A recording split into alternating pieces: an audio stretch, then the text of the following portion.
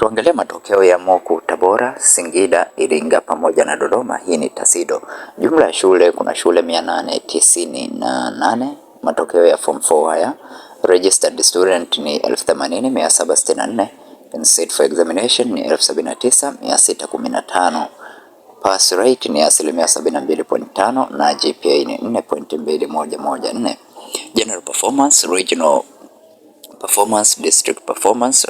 Pia kuna top 10 school, top 10 government school, top 10 student, last top 10 school, division 17 to 9 point, general report. Lakini pia ukihitaji kuprint matokeo haya utabonyeza katika sehemu ya kuprint. Hizi ni matokeo ya shule zote za mikoa hiyo ambayo nimeonyesha hapo. Sasa ukitaka kuangalia matokeo yako ya shule husika katika mkoa husika, hakikisha unaipata PDF hii. Join katika grupu letu la WhatsApp, link ipo katika description ya video hii. Join pale ili uweze kuangalia matokeo yako vizuri. Lakini pia ukitaka kuangalia shule 10 bora katika matokeo haya, pia unaweza kuona kwa kubonyeza hapa top 10 school. Utakapobonyeza top 10 school, pia utaweza kuona shule ambazo ni 10 shule bora. Matokeo yako hapo, utaangalia tu shule, utabonyeza kwenye shule ambayo unataka kuangalia matokeo yake.